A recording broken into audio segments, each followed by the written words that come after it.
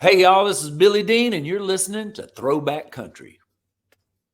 Hey, thanks, man. That's awesome. I appreciate it. What's up, everybody? This is right. Brit Jones with Throwback Country Music, the podcast. Thank you so much for joining us. If you have been following the show, you know that this is our debut week, and we had Lori Morgan, and now we have Billy Dean. Billy Dean, Grammy Award winner, incredible singer-songwriter. He had so many hits from the 90s, and like Let Them Be Little. Do you remember that one? That may have came out post-90s, though. But Billy the Kid, Somewhere in My Broken Heart, If There Hadn't Been You, I Want to Take Care of You, We Just Disagree, Trying to Hide a Fire in the Dark. Billy Dean is the man. And I used to try to, I'm a singer too. So I used to, when I was a kid, like 9, 10, 11, 12, I had just about every album of any country music artist. And that is no lie. Whether it's the tape, the CD, Billy Dean, I would be riding my motorcycle outside, my little headphones in, or mowing the grass. We lived out in the country. And I would try to sound like Billy Dean. I wanted to be Billy the Kid. My associate producer, Matt, I'm going to bring him in the studio right now. Matt. Hey, Matt. Hey, guys. Matt, how many times in the past month, especially, have you heard, like, we'll be sitting out at the, we have build a fire, we actually do a lot of our business meetings out by the fire. And how many times have you heard Billy Dean the past month that I've been playing? I'd say like 75% of the time, almost every single night. Yeah. And the thing is, Matt, you were already a fan of Billy the Kid. Like, that was one of your favorite songs. And, since then, we've been doing a lot of business meetings and planning for this show, I've played a lot of his other hits, and you've become a Billy Dean fan, have you not? I have, man. So big. So big. Well, it was cool the other night. Remember, we after we were listening to some of his hits, we decided to just look up Billy Dean acoustic, just him and his guitar. And man, I was blown away. He's got so many of his big hits that he does with just his guitar, and those, I think you even said, I think I like these better, just him and his guitar. Yeah, I just didn't realize how amazing he was on guitar. Just the way he picks, it's incredible. Blows me away. Guitar player, yes. And another good thing about Billy is that, and we talk about this in the interview, and you'll see this later for those of you watching or listening, if you're listening in your car. Me and Billy talk about his reputation in Nashville for having the best of the best musicians in his band. And that is straight up fact. I had a buddy named Tom Ryan from Athens, Georgia. Shout out to Tom, who has been in the music business for a long time, and he's still going at it, going strong. The best bass player I believe I've ever heard. Tom is he's just so good. Anyway, he told me a long time ago that Billy had a reputation for having the best band, the best touring band. He was that good. And I asked Billy about that, but I'm going to let y'all listen to that and you'll see for yourself. But Billy Dean, he's awesome. Go to his website. Be sure you check out all of his music. He's got some new music out, by the way. He's got a beach vibe record out right now, and you'll find more information about that in the show. But I'm also going to put those links and more information about that album in the show links. So you can see that right now if you're listening on Apple, Spotify, whatever, or watching us on YouTube. If you go to the little description of the episode, you'll see all the links for Billy Dean. And I definitely want you to check out his latest album, this beach record. And it's kick. I guess I can say it's kick ass, right? Well, heck yeah, I can. It's my show. But anyway, I'm just playing. I had the best time with Billy. You got to understand. And as soon as we got done, I even told Billy, I said, you know what? I'm supposed to be professional. This is supposed to be like a, Spotify show, blah, blah, blah, yada, yada, yada. But Billy, I'm a fanboy right now. You've heard of fangirls? Well, I was a fanboy with Billy. I just laid it out there. I was like, hey man, you got to know this. So I had this album, this album, this album. That single that you had out then, I used to try to do. I was telling him all this stuff, but he also encouraged me with that, and he said, man, that means you're doing your calling right now. And right there, man, I was encouraged. I told Matt about that when he said that, and it was just really cool to hear him say that to me. But also, I just want to encourage y'all for those of you that are new to us, go to our website, throwbackcountrymusic.com, and you can find other links to our social media and all that there. We're all of our social media, our website, it's constantly being updated, and it really does help our show when you follow us on social media and engage with us. You leave a comment. You may want to send us a message about the show. Tell us someone you want to see us interview from the 80s or 90s, these icons, these legends. Or if there's a new rising star that's gaining momentum, send us some links for those guys. Matt, he's all about that. He loves listening to new artists and checking those out. So he'll be listening to someone, then he'll send it to me, and he'll be like, hey, what do you think about this guy or this girl or this band? And so that's one way that we conduct our business. He likes to investigate and listen to all of these up and coming rising stars who have already got some steam going. They're working hard, they're kicking tail, and they got a nice little following, and Matt's all about that. So if you have somebody in mind, you saw someone open up for someone, you're like, hey, remember that person? Yeah, let's send Throwback Country Music the link for that artist, So that would be awesome. I would love that. So if you do that for us, that would be cool. Every time I move back and forth, my green screen, because y'all, I'm really not in front of that pretty moon right there. I just popped my neck. But every time I move a certain way, you see like the background of my office.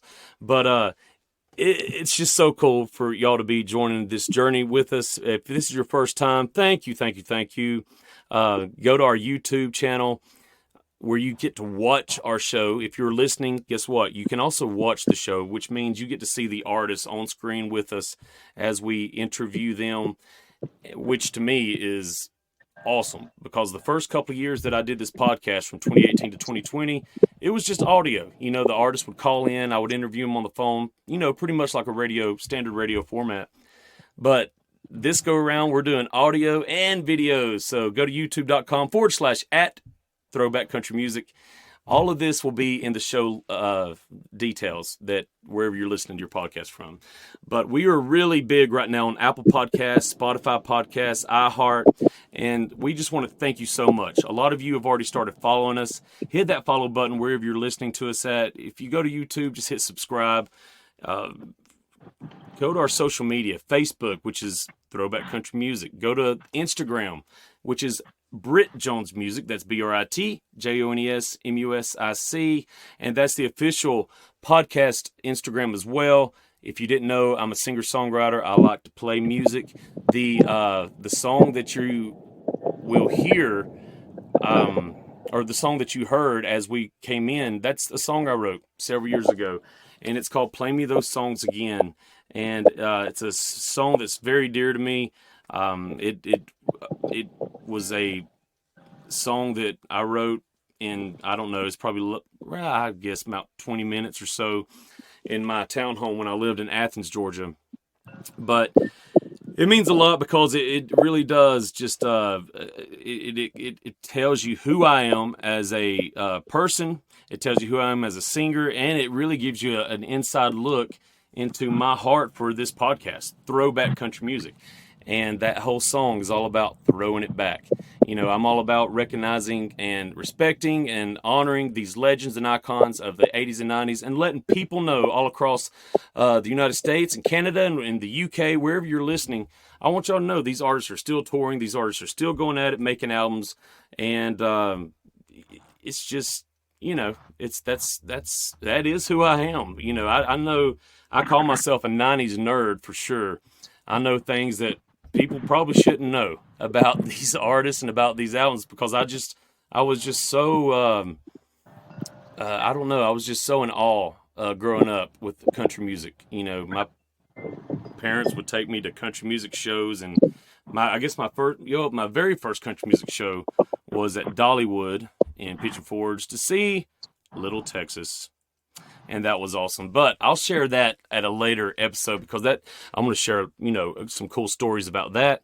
But I have seen Billy before in concert. Billy was actually a guest on the show back in I think his episode was 2019.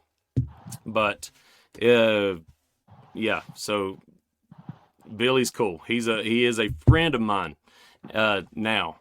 And he actually Matt, I forgot to tell you last night. Well, it was this morning, around 12:30 or 12:15 a.m. I get a text from Billy. Yep. No big deal. Awesome. Yep. He had been on the road. I think he was in Arizona. He'd been flying all day.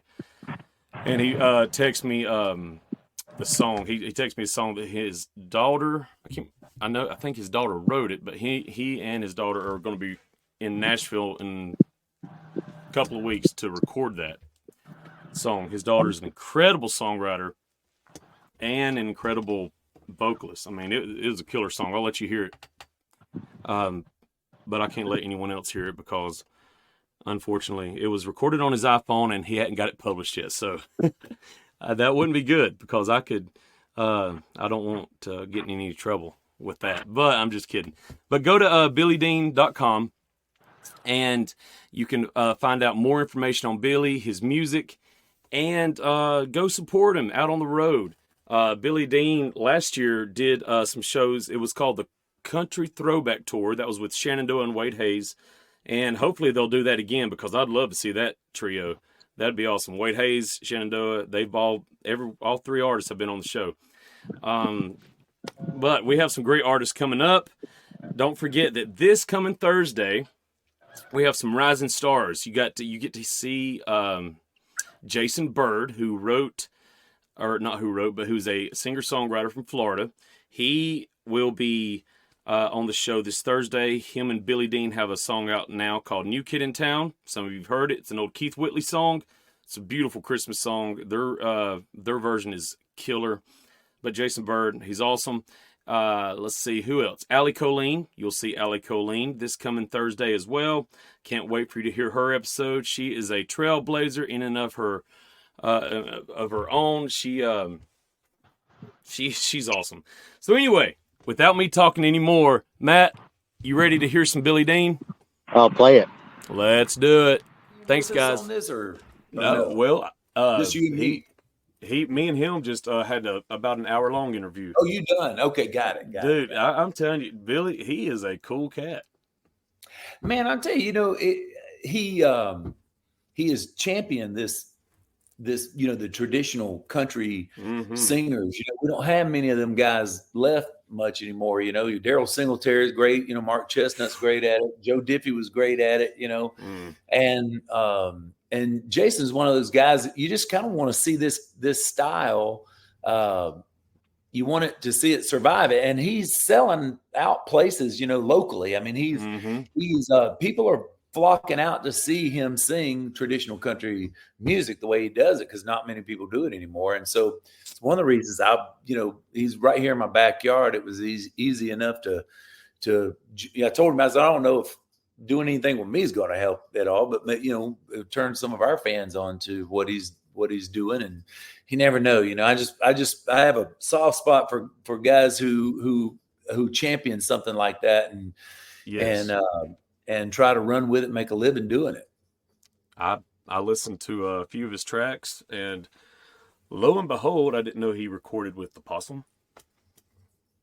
With who? Oh yeah, the Possum. Yeah, man. Yes. He did one with, and that's another thing. You get so close. You get that you can taste success. You get to work with your heroes. That's one of the first things you do when you get a record deal. You have a hit, and you feel like you're in the club. And you start seeking out your heroes.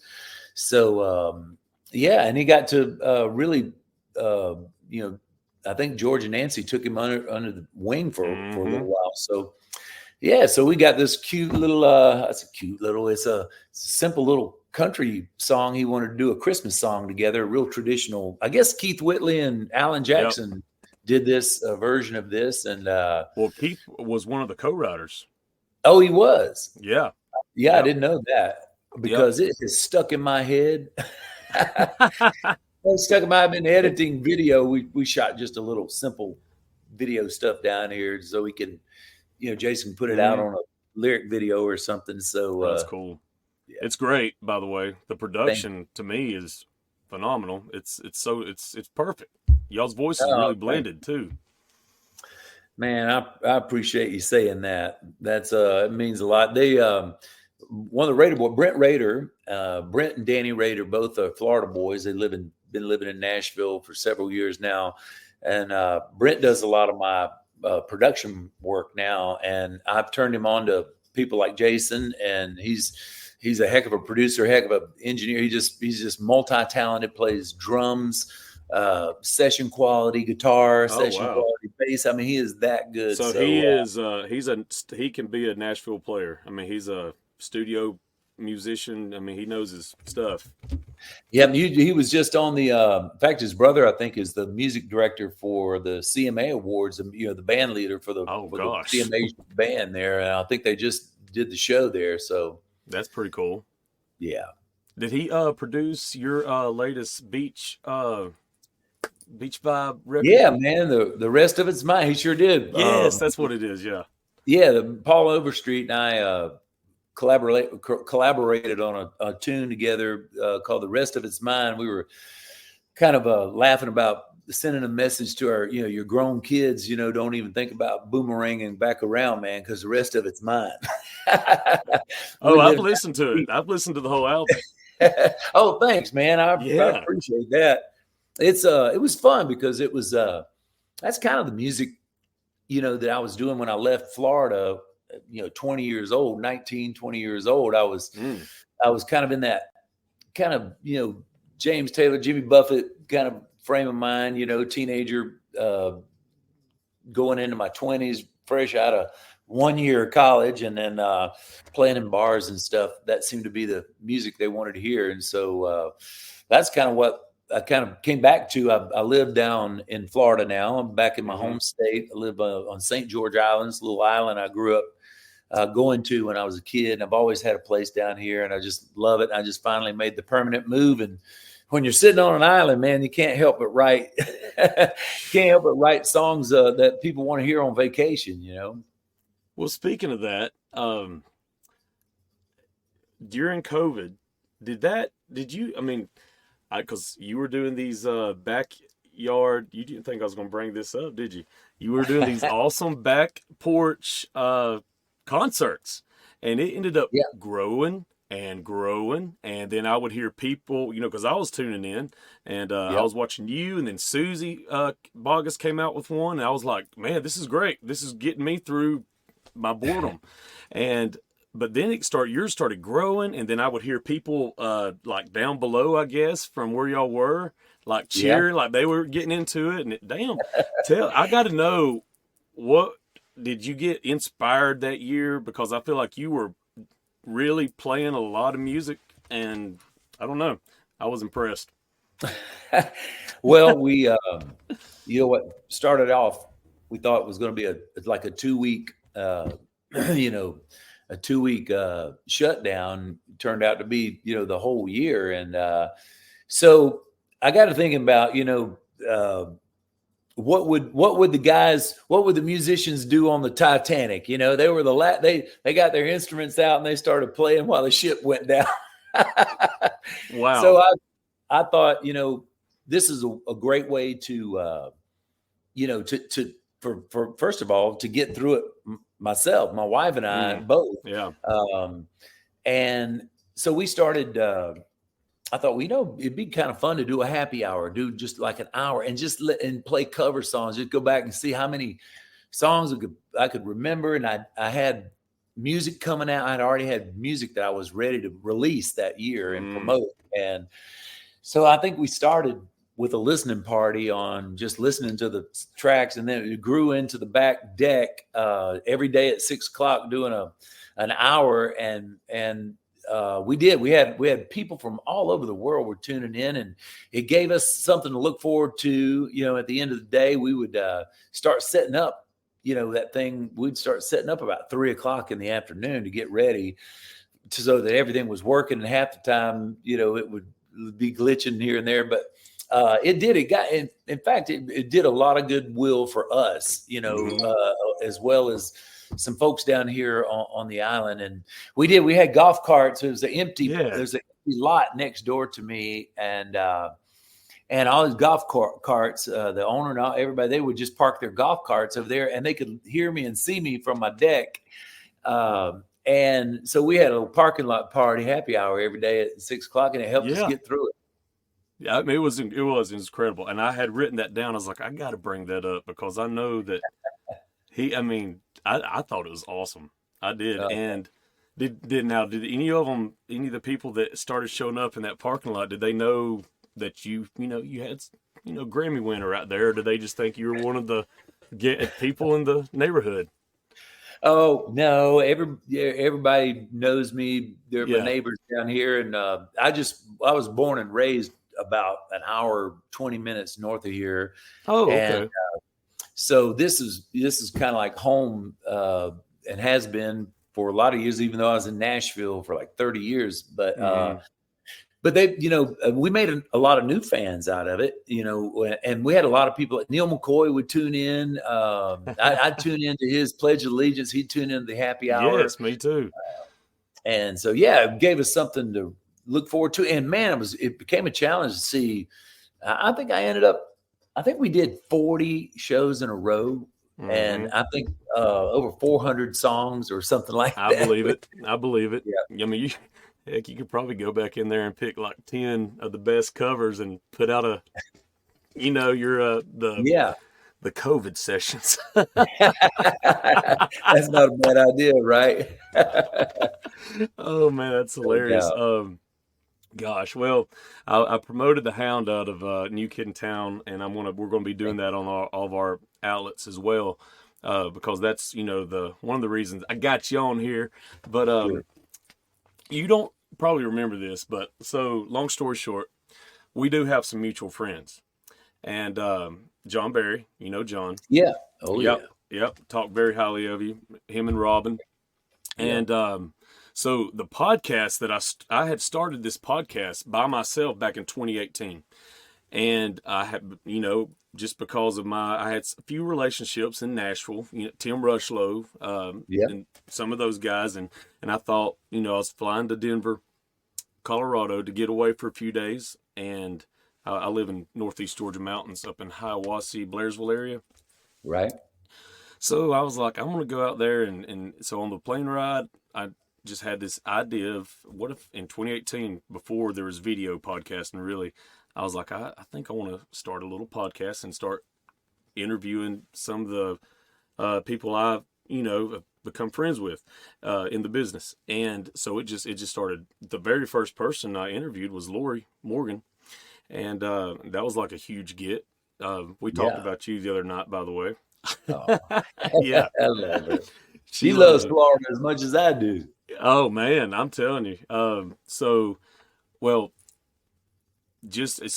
stopped the podcast back in 2020 at the end of COVID. My last guest was Marty Rabin, Shenandoah. And, but you were on the show. So here's the funny thing. So, long story short, I signed a big deal with, we are now, distributed by Spotify, and I have management with iHeart. And, so now it landed in my lap, God's like, here's a neon sign for you. If you want to do this again, I'll put a machine behind you. And I was like, okay, now I'll do it if I have a machine behind me. Cause when I did it for those first 2 years, it was fairly successful. It made the iTunes chart, top podcast thing, but it was a lot of work, hard. Doing it all on my own. Well, this past summer, I had an opportunity I couldn't turn down, and so now we are full steam ahead, trying to get a lot of the stars that we had that first couple of years. And so that's what I was going to tell you. I want to play just this, it's like a couple minute clip of you from December 21st, 2018. Okay. Oh, it's awesome. And so me and my associate producer, we were sitting around the fire last night, and he's like, well, let's go ahead and listen to that Billy Dean interview that you had in 2018, and let's see if there's anything that you can, talk to him about. And I thought this was cool. So check this out, Billy.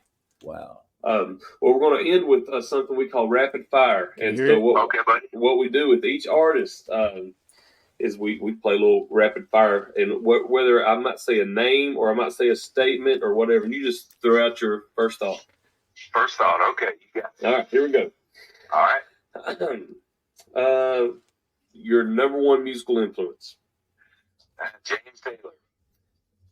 Do you have a favorite venue you've ever played? Napa Valley Wine Country. Oh, nice. Favorite hit song to play live? Somewhere in My Broken Heart. Your favorite tour you were ever a part of? The Judge Tour. That's awesome. Favorite record you've ever made? The Christ, the Christmas album. Okay. Favorite country record you've ever made? I think the Billy Dean album, the one with There Hadn't Been You. Yeah. All of that on. I think that might have been my favorite. Well, I don't know. Boy, that's tough. It is. It's what I do. I probably sang the best on the It's What I Do. I like that. It's What I Do album. That might be my favorite. That's awesome. All right, so I'm gonna stop her. There's a couple more minutes. We'll play that in a minute. But it's what was great. I bet those answers probably are pretty still the same 5 years later. I would think, right? Boy, a lot of them, yeah, absolutely. I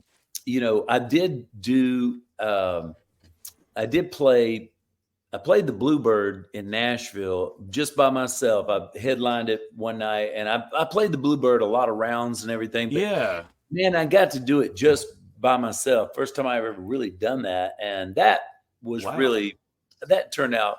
That might be my favorite. Definitely my favorite place I've played in a long time by myself. Special. I played it, like say, you go in there and you play 2 or 3 songs with a round or whatever, but never had a whole night. I never felt like I had enough great songs to do a Bluebird. Every song has to be like, Bluebird quality, right? Billy. Yeah. Yes, you do. You do. Oh my. Okay, just some that you wrote on your own. Correct me if I'm wrong. Well, Billy the Kid. That was a write or a co-write? Yeah, Paul Nelson and I. But your name is on, here's one of my favorites, probably my top 3. I Want to Take Care of You. Oh. Now, I'm not joking. That's probably my top 3 Billy Dean song. Man. Let Them Be Little. Somewhere in My Broken Heart. Trying to Hide Fire in the Dark. But this one right here is also this is my top 5. This one right here, but it's definitely in the top 5. Real Man. Oh, gosh, that's one of my favorite too. That's powerful. Hey, remember you myself, man. That one was one of those that fell out. Just fell out. It's so good. Oh, and check this out. You're gonna want to know this. So, man, I've got a song that I wrote with Craig Morgan.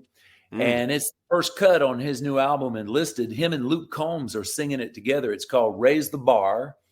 And it's a duet with Luke Combs and Craig Morgan. And it's out right now. I think it's the first cut on Craig's new album, which is called Enlisted. Check it out, man. It rocks. Let me write that down. I'm not joking, man. I'm a huge Craig Morgan fan. Wow, that's awesome. Dude. He's my Call of Duty buddy. We played Call of Duty a couple of times. I'm the worst. Probably with him, I get killed so much. I'm glad I never had to lead your ass in battle. He seems like a fun guy just to be around. I bet he's a good boy. He good is, guy, man. One of his soldier buddies told me, he says, oh, he's big on discipline. Says he made me drop down and give him 20 push-ups in the middle of a firefight. He said, we're getting shot at. And I had to drop down and give him 20 push-ups. Was Craig Morgan like a lieutenant? I mean, he was high ranking. He was a ranger, Okay. Wow. Those are like special force guys, Oh yeah. I want him on my side in the fight. No doubt. Yeah, check it out. Raise the Bar. I am. Yeah. And then I got a song. I don't know if it's out yet or not. It's one of my favorite things I've ever written. That Shenandoah, Marty and those guys recorded it last year, and the song's called Handkerchief, and it's by Shenandoah. They did a version of it. It's a song I wrote called Handkerchief. Check that one out too. I wonder if it's on is it on their latest Revival album? I think it is. Yep. Yeah, Handkerchief. Okay. There you go. Well, and that's yours that you wrote. I wrote that with Kelly Lovelace, the guy that wrote the and Small Town song or whatever that was. Great, he's a great songwriter. Yeah, he's had a little success. Yeah, buddy, he sure has. He's cool. Oh man, that's awesome, Billy. I just saw Shenandoah the other night up here in Hiawassee. Oh yeah, man, they're crushing it. We did a lot of shows with them this year. Wade Hayes and I, and Shenandoah. We all Triple Threat. Yep, it sure was, man. We did the 90 minutes of 90s country music. That's awesome because I'm not joking, man. This is crazy. Like, let me just back up and just tell you this right now, just so you'll know my excitement when I'm talking to you. Like my management at iHeart, he knows I am a huge Billy Dean fan. Huge. Yeah, man. So I told him, I was like, I said, I don't care. I'm going to be a fanboy and let him know. But I've told this before so many times because I'm singer, songwriter and stuff. And that's how me and John got to be buddies. I toured with him for a couple of years. And yeah. And so, but in my biography and in my, several times I've mentioned this. People's always like, "Who's your influence, Brit?" So when I was like 7, 8, and 9, especially when I was about 10 years old, I'd be outside riding my little motorcycle, and I'd have my Walkman on, and I would have Mental B Boys, that whole tape. Wow. This is no kidding, and I've told it. It's crazier. Trying to Hide Fire in the Dark. I knew every song on that. I'd get on my little singing machine. I had a little singing karaoke machine, and I'd be my mom. They started taking me to concerts. My first concert was Little Texas at Dollywood. Wow. Yeah, and then 20 years later or 15 years later, me and Tim Rushlow become buddies. We're sitting at Panera Bread having lunch. You know what I mean? And I told him the same thing. I was like, I used to emulate Marty Rowe, Billy Dean, Tim Rushlow, Hal Ketchum.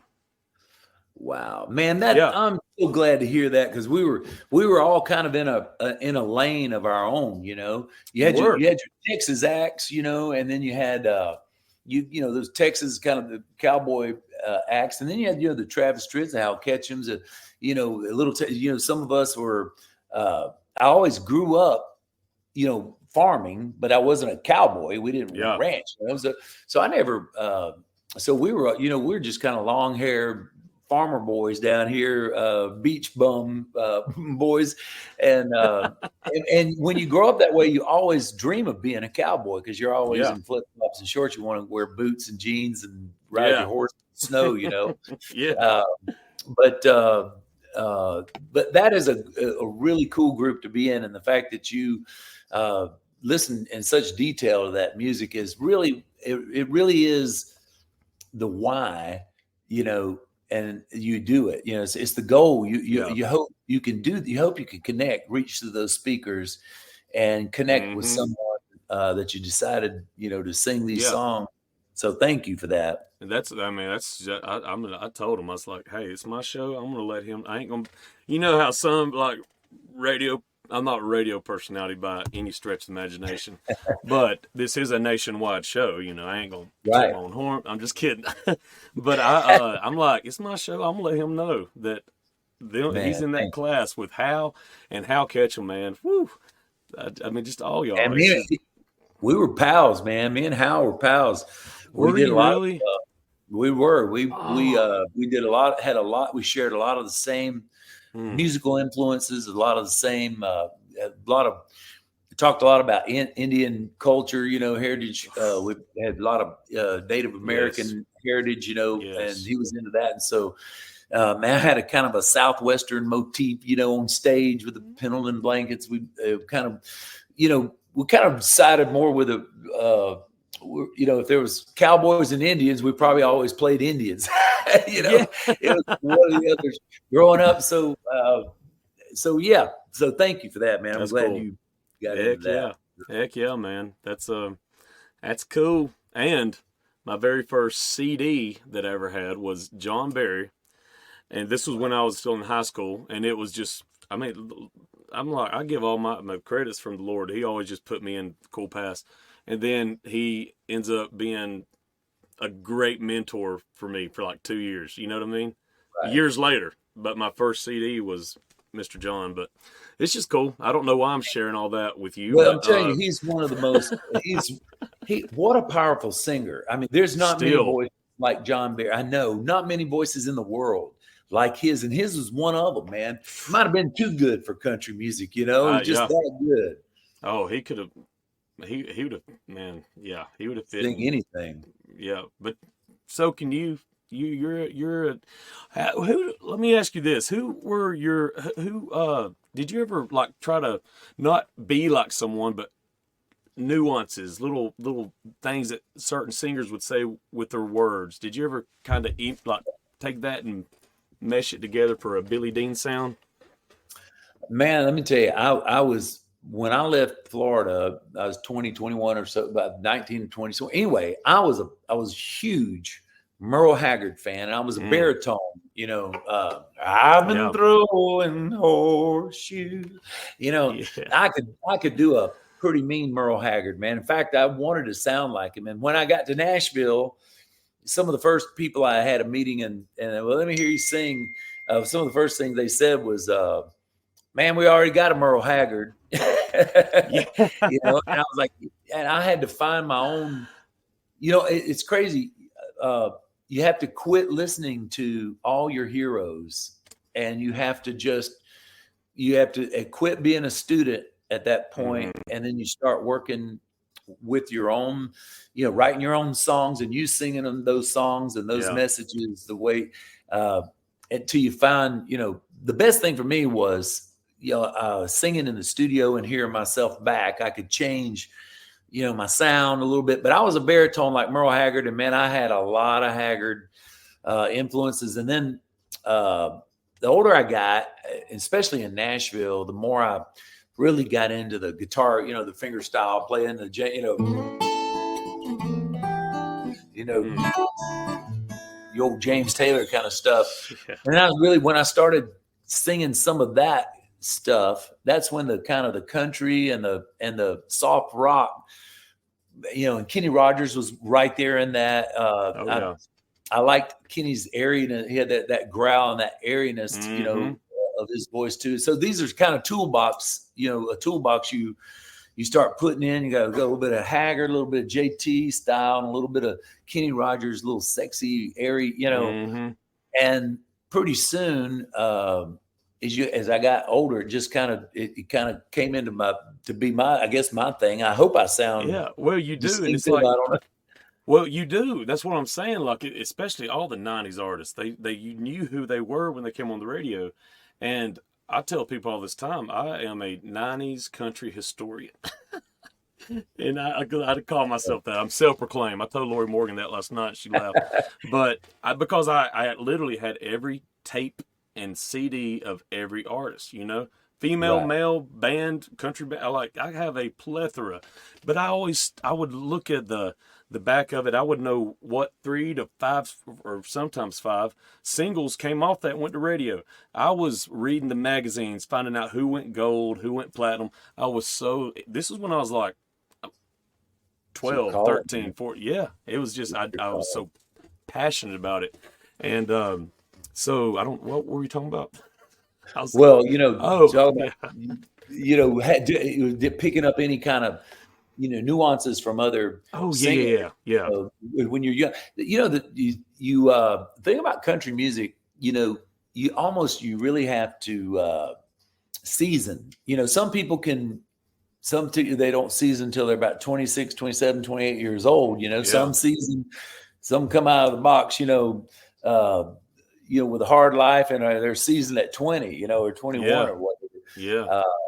But Nashville was it was a really, the thing about when I got to Nashville, which was in the mid 80s, there was a major songwriting community there. And that songwriting community consisted of lots of really smart people. A lot of probably, lawyers and lit majors and doctors, people who could have done all of that. And they decided to stop off in Nashville and oh, wow, try to write some songs before, and that group of people they traded secrets, and like writing, we trends, they had a certain thing anyway, but that I fell in love with that group of people because they were so willing to help, and you had to have a song. The one thing they would tell you, man, I don't care if you're the greatest singer in the world, if you don't have a song, and you had to either learn how to write it, or you had to find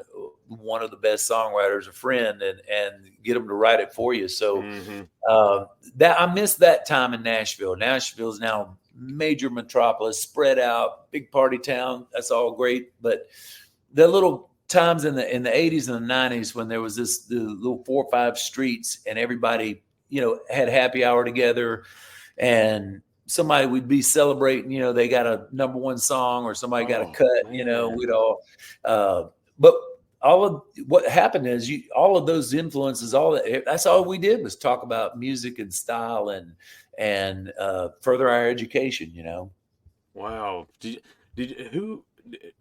Whose brain do you remember first picking apart where you knew they were actually going to give you legit advice? Like, do you remember whether it was a producer or a songwriter or whoever or artist? Yeah, Jimmy Gilmer, a guy who Jimmy was an artist in his own right back in the day, years ago. He had I think in the 50s, had a song called Sugar Shack. Jimmy Gilmer and the Fireballs, and he was the head publisher at EMI Music, and I met Verlin Thompson. Verlin Thompson wrote there, and he quickly took me under his wing too, taught me a lot. Guy Clark wrote there at that office. Richard Lee, also songs of Richard Lee. Billy Dean sings the songs of Richard Lee. That's it. Yep. Yeah. Mary Chapin Carpenter wrote there, and it was a great time because in the in the after hours, when Guy Clark would be making a new record, there was a studio in the bottom, man. Here would come Emmylou Harris would come over and sing. Oh my gosh. Rodney Crowell would come over. How'd you keep your mouth from like dropping? Man, that's why I was too. That's why I didn't go home early, man. I stayed. I was like a fly on the wall watching all that go down. It was pretty awesome. It set the bar pretty high too, Oh, I guess so. I still haven't hit it, So I'm working at it though. You still got to work at it. Oh my gosh! Whatever you could go on a tour of your own right now and still. You have a plethora. I was looking today at the Billboard charted songs that you had, and man, I told you know what? I'll just tell you this because I did tell Lori this, and I said, Lori, the main reason I even do this podcast now, Billy, is because I want to give a space for the icons and legends that made 80s and 90s country golden eras. And I want everybody to know that, hey, they're still touring. They're still making music, and damn good music. They're still, and I said, Lori, don't ever let anyone tell you that you're not Lori Morgan. You are Lori Morgan, and you need to own it. And I'm telling you now, man, I look at these 20 plus hits, and of course I know them because I was cutting my teeth on them. Not saying that you're older. I'm saying I was diving into them. But you're Billy Dean, you know, and I mean you are. Yeah, that is. I'm telling you, like if Hal was with us right now, I'd say you are Hal. Freaking catch them, y'all. I mean, there's power behind y'all songs, and I mean, when you sit back and think, hey, I was for you. Billy Dean was being listened to in the remotest parts of Montana down to L.A. all the way to Atlanta. You know, you own it. I love it. I think you are a icon, and I'm not just saying that because I've always looked up to you, but you're an icon. Somewhere in my broken heart, nobody writes like that anymore. Billy the Kid, nobody writes like that. You're awesome, and so I just want to let you know this is. You got it. You still got it.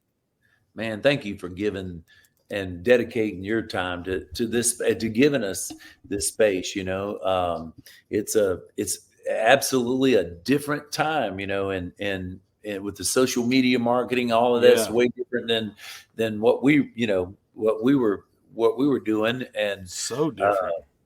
But I'll tell you, man, you know, still is, you know, I still have that drive to get up and get better, write a better song, you know, hopefully I'll always have that. And I'm going to Nashville starting December 13th, man. I don't know if you can make it down. We'd love to have you, but we are coming. I already know what you're going to tell me. Are you going to come to the Opryland? Yeah, we're going to try to cover that. Daryl is coming on the show, and Lori is going to be there as well. So, we're going to try and cover a couple of days of that. That would be awesome. We do live remote broadcast all over the place, and so we're going to Key West to do a big remote broadcast in January. When's Key that? West Fest. Oh, it's check this out: Winona, Tanya Tucker, Pam, Lori, Leanne Womack, Jody, Jamie O'Neill, Dina. It's like 5 nights in a row, and it's 90s country female artists, and we're going to go and cover that. Yep. Wow, pretty cool, ain't it? I've never been to Key West, so I'm excited. Oh, you're gonna love it. It's crazy, man. You know, take your Bible with you. Because there might not be one in that hotel. Oh, Lord of mercy. Oh, Jesus, go with me. But going back to, what were we just saying before I just interrupted and told you about all those girls? Yeah. So tell me about that. Yeah, well, so I've got a ton of new songs and some that I'm really excited about them. And so in December, I'm going to be 5 days in Nashville with Daryl at the Opryland Hotel. December 13 through 18, just singing 2 or 3 songs a night. And then, but during the day, I'm going to go and I'm working on a couple of very special projects. My first one is my daughter, Hannah. She is a nurse. She's a NICU nurse, but she's also an amazing artist. She's awesome. She likes to write, and she's kept her chops up and her writing and so for Christmas, she never wants to do it for a living or anything like that. She wants, but she wrote a really powerful song, and I talked her into, for my Christmas present, coming to Nashville and recording the song she wrote, and let's do it for all her nurses. It has to do with it's kind of from a nurse's point of view in a thing. But anyway, so I'm going to be working on that. I've got and that's a heart, man. That's going to be a powerful piece. And then no doubt, I got about 5 or 6 new songs that that are just so cool that I just got to do them. And then we're gonna. I think Ron DeSantis is. I'm a Florida boy here, so I think they're wanting a song he can walk out on. And so Billy Dean, are you serious? I got to write a song for the Gov, man. He's my Florida governor. I hate to lose him. I wish he'd just stay here and Gov with us, man. But man, that's so cool, man. What a cool. So we got to do a little something. That's my little patriotic duty for my governor. So we're going to be busy in December with. I say all of that to say that we got a lot of really cool things musically we're working on, and so we'll probably have a busy year next year. We're hopefully going to do a little podcasting ourselves. Maybe we might get back and doing some of the happy hour stuff from my new place when we move in there next year. But that all will go down about May or whatever. We're going to kind of start resurfacing after spring on some of the plans of music and everything. So that was a long-winded way of just telling you a bunch of stuff what we got going on. Awesome. Are you able to share anything about your idea for a podcast, or is that just kind of in the baby step stages? No, well, we thought about doing a kind of what it was like in the night. I kind of did have a sort of a front row seat. I was on Capitol Records, Garth was there and all that. But I think we're thinking about. It's kind of like I don't know if it'd be video or not, but it's kind of just lifestyle is a broad way of saying it. It's not just music, but it's kind of a little music life. So, the lifestyle down here, man, let me tell you, at 61 years old, man, I ride my four-wheelers all through we got 60 miles of forest. We got, we stay active down here when we're home, with a lot of fun stuff. Yeah. The land, Florida's really different. Anyway, I don't know. We thought to do a little bit of one part, a little bit what it was like, 90 minutes of 90s country kind of an idea of what that was like, but also, just life after the 90s, so I don't know. We certainly would love. I just like to entertain people, tell stories. That's all I like. I want to do as I get older.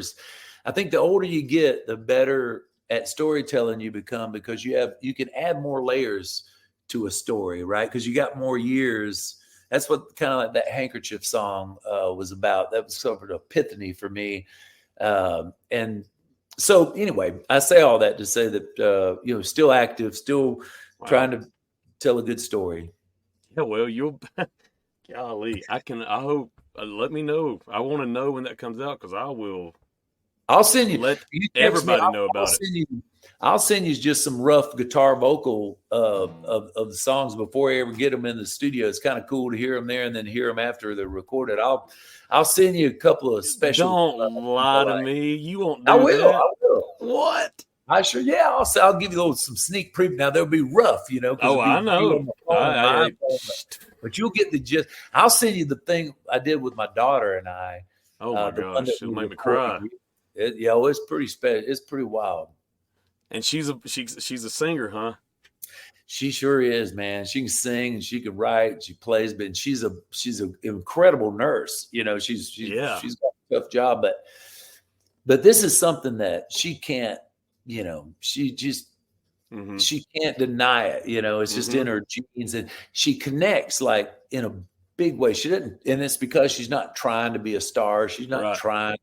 She just goes inward, and it just pours right from her soul, man. And I just said, you got to share some of that with the world, even if it's one song a year or one project a year. Yeah. So she's doing it to go tour. That's my Christmas gift from her this year. That's awesome.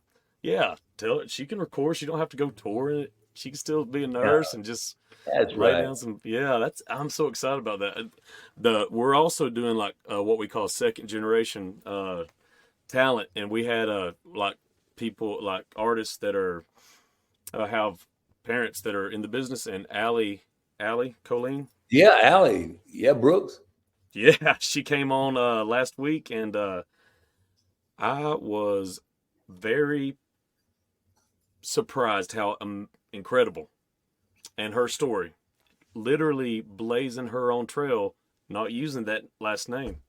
You're right. And I was so much respect, and she was so sweet and kind, and just she told me, she's like, yeah, I'm I pay for a lot of it out of my pocket. I am writing. I'm writing, and Yeah. she loves being part of that community. But I was like, wow, that's Man, I got to get her and Hannah together to write something, as the second generation. So if you can help with that, man, I mentioned Allie to Hannah. In fact, we went to Missouri. That's where my daughter lives, my granddaughter, and we went up there and we were talking about second generation, and we were talking about Allie. Oh, that's funny. I told my daughter went to school with elementary school with Bob Doyle, Garth's manager, his daughter. Yeah. And they all grew up together. Of course, Garth and I were on Capitol together and all that stuff. Still always I just had always admired him, man. He was always swimming with sharks and doing it his way. And we always cheered him on that. And he gave, having Garth Brooks on your label gave a lot of us a lot of leverage. A lot of us, the newcomers, especially, I'd already kind of been established, but it did help get a lot of ballads, I bet it did. Hard to get up the charts. It's, hey man, just give it a few weeks, give it another week or two, maybe they'll like it. And Garth helped us a lot on that, just pure leverage. And that was Capitol Records. And you were with Liberty at one time, weren't you? Or is that? Yeah, and that's all. It was okay. Yeah, all. It was okay. Yep, it was a crazy.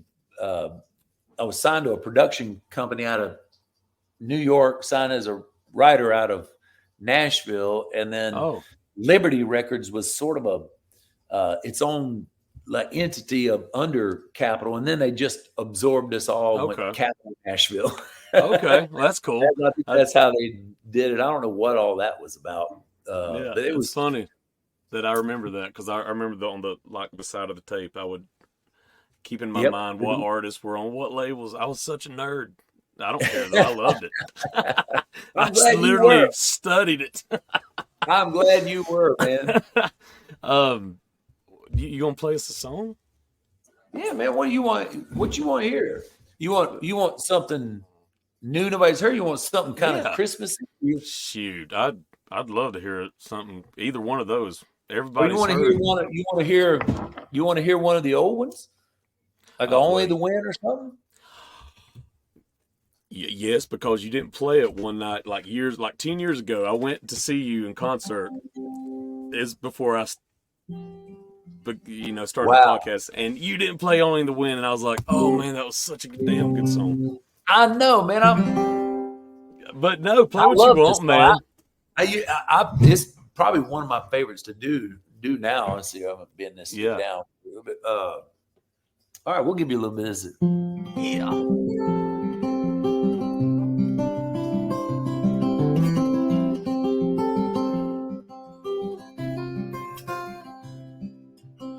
Well, I remember as a child on a dark and stormy night, I heard the screen door slam and I was overcome with fright. I was so afraid that something bad was trying to get in, that my mama came to comfort me and said, son, it's only the wind and nothing more, not the end of the world, knocking at your doors. Close your eyes and dream again. Believe me, it's only the wind.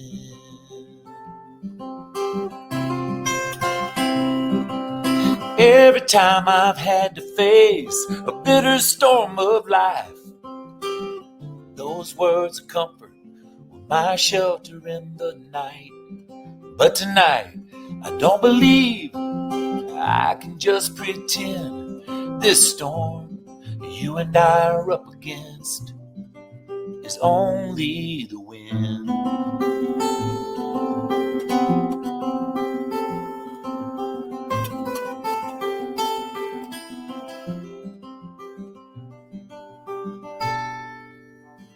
I can hear you downstairs. You're just about to leave. There's nothing else that I can do to keep you here with me. Oh, and now the screen door's slamming, and I'm frightened once again. What I wouldn't give if I could be convinced it was only the wind. Oh, and nothing more. Not the end of my world. Just walking out that door, and I wish that I could dream again. Believing it's only the wind. Oh, and nothing more. Not the end of my world. Just walking out that door, I wish that I could just pretend.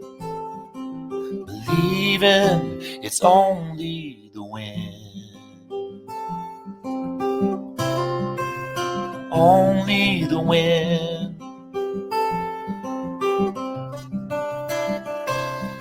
Ooh.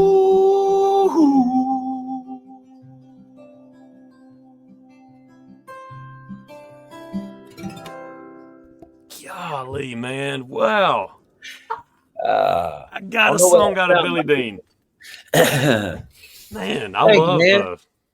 I mean, you got your range, man, it's like Sean Mullins. Do you remember Sean? Oh God, everything's gonna Yeah. be all right. He got that. You're like you go low, you go high, you can do that falsetto. It's like, Thank you, man. Thank you, buddy. Yeah, it's the singing part's easy. It's the traveling that's really tough these days, man. I'm not 30 anymore like I used to be. Do you fly a lot? I do. I fly mostly everywhere now. Yeah.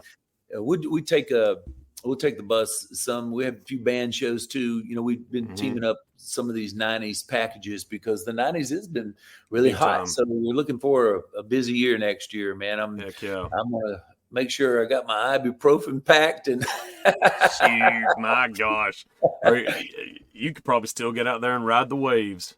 buddy, I can ride that four-wheeler. I got the baddest four-wheeler. I'm tough on them four-wheelers, man. What do you have? What kind you got? Man, I've got it's a Renegade 1000. It's the biggest, baddest boy they got. It's like a racing bike, but it's got a snorkel. Oh, shoot. Take Yeah. it in the yeah. water and mud, and it's perfect for this Oh, Florida. that's awesome. These Florida swamps down here. My son's got one too, so we just have to be really careful when we ride together because we check. You know how fathers and Oh, yeah. are, man. Yeah. He's still a little scared boy. I can take him on certain corners because he's still a little scared to take certain chances. Which I'm glad he is. Glad he is. Yeah. Is he a singer? Ever played an instrument or anything like that? He plays guitar. He does. He loves. Is it Polythea or Polythea? There's a group out. He loves guitar players. He's got 2 or 3 guitars that he likes to sit around and play. But he's a computer. He's like an engineer, like the back end of the computer and the net, like security, cyber securities, and all that internet stuff. He's into all of that. Is he Florida? And I'm so glad I let him game all those years. Oh yeah. Is he a Florida boy too? He's a Tennessee man. Him and my daughter, she lives in Missouri, but Eli lives in Nashville, and he loves it there. Him and his wife Brittany both. They just had our first grandbaby, our first grandson. We got a granddaughter, and born on my mother's birthday of all things this year. So it's going to be great. We were roping the wind every Friday night, singing those songs, living our lives with all our friends down in the lowest places. We would ride around with the tailgate down, rodeo playing in the background. All those memories we were making. We never went down until the sun came up. Papa loved and Mama blasting in my truck.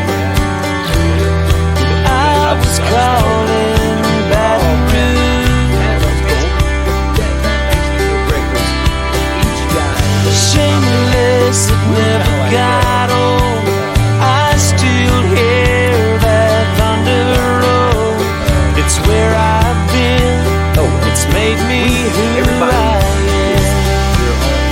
The guitar player was Somebody play me those songs again. Well, yeah, we were kind of, my wife Well, just said, the it was whole kinda like town the Dave Matthews cried Band. We had the day Nolan died. We sang to dance at his last goodbye. And up the river, his vessel will sail on. a lot of kind of stuff going on. So, yeah, thanks for sharing that. Just to relive all our glory days, singing those songs, all the noise we made that summer day. I wanna ride around those tracks again. Yeah, we never went down until the sun came up. Papa, little mama blasting in my truck. I was calling Baton Rouge. Shameless, it never got old. I still hear that thunder roll. It's where I've been. It's made me who I am. Somebody play me those songs again. We were walking the beaches of Cheyenne, standing outside the fire. I'm still thankful for my unanswered prayers, looking in another's eyes. I can either be professional or I can Yeah, be. we ain't going down until the sun comes up. Papa, look, mama blasting in my truck. I'm still calling Baton Rouge.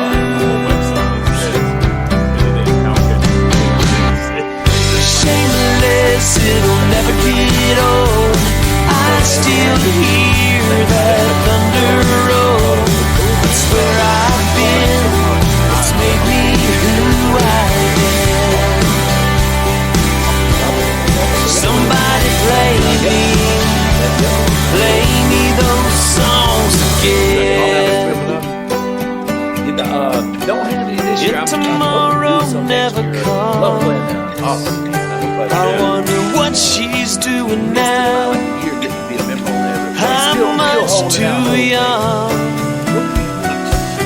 Oh, play me those songs again. I mean, Mark Wills got years ago.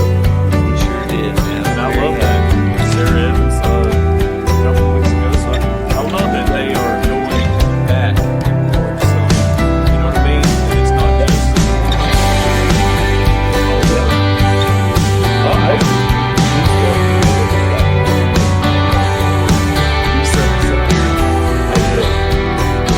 Man, it certainly helps to be on your show, and I congratulate you too, man, on the podcast and having the team and for following your heart. I mean, this is what you've been meant to do, man, your whole life. Thank you. You can tell. So I'm honored to be a part of it. You know what, TG? You know TG? I love Shepherd. him, one of the best. Yeah. He and I got the clip. He told me at the end of and I'll clip this part out because I feel like I am like bragging on myself, but I'm not. I promise I'm not. I'm like still pinching myself every day. But TG said at the end of the interview, because man, I just want you to know that I've been doing this for many years and I really enjoyed this. This right here, I enjoyed this time together. You know, you have something special about interviewing, and it was good, it was different, and I was like, well, thank you, sir. And then after we hung up, I was like, what the hell just happened? He just told me that, and I was like, wow. Well, it's just conversation, man. You just let it go where it goes, and it's real. I think that's what people are craving is authenticity these days. So. And TG is one of my favorite people, man. I just think the world of him. I was a big fan too. I used to love them, every one, man. We used to play that all the time in our. Did you really? Soundtracks. Oh yeah, man. We go. I bet you could kill that. We'd be doing like Big, little, or short or tall, I wish I could have kept them all. I loved them everyone.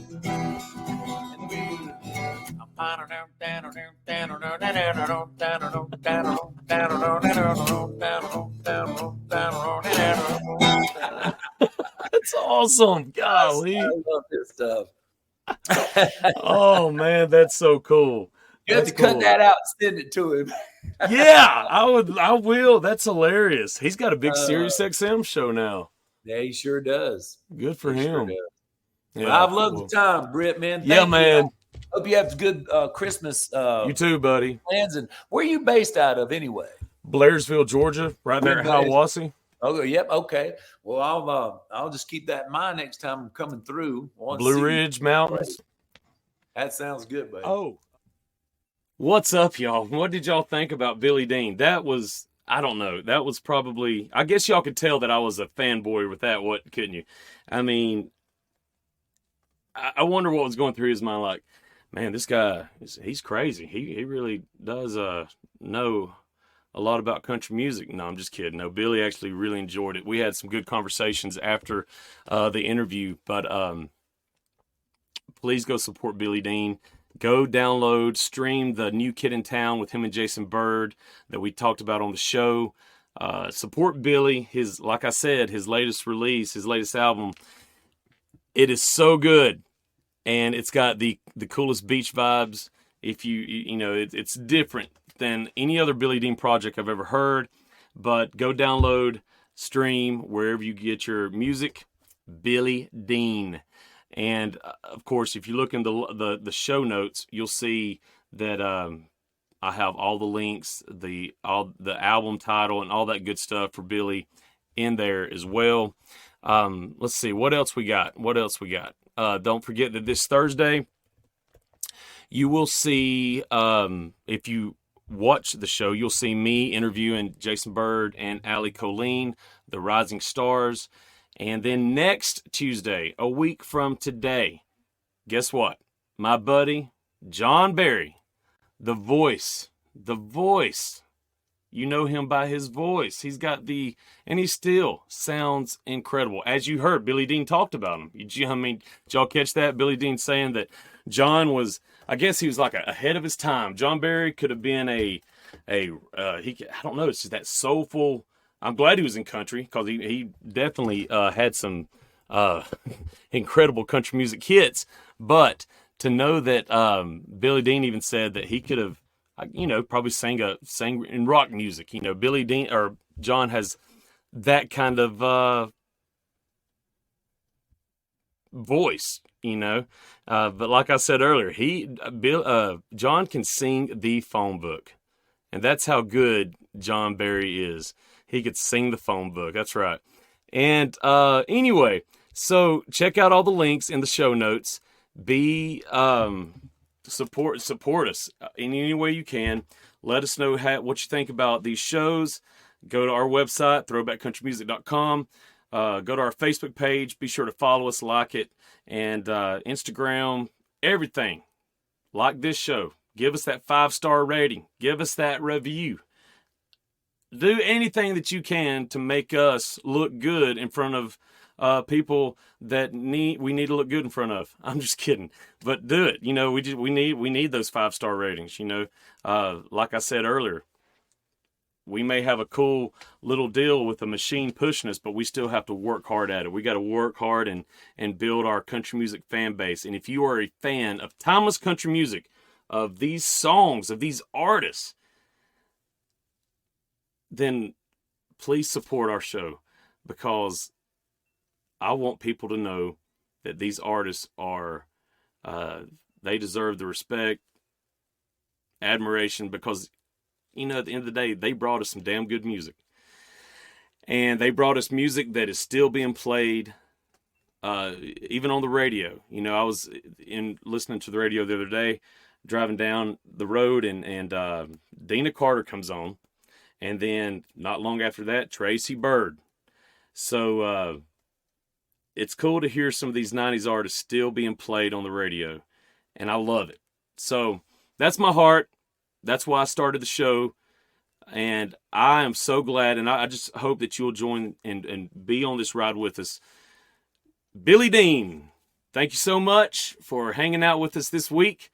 Tune in a couple of days for Allie Colleen, Jason Byrd, and next Tuesday you'll hear part 3 of Lori Morgan.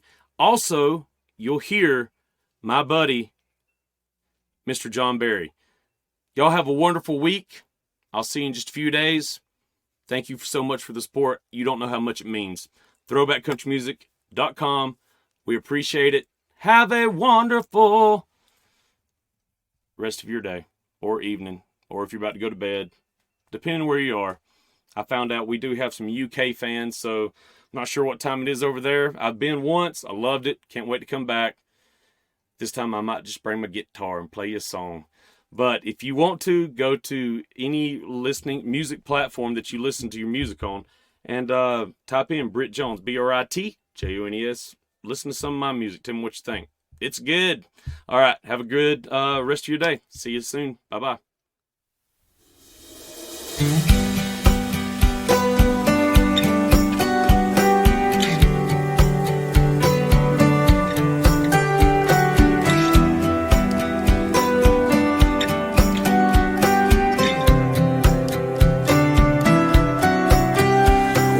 Roping the wind every Friday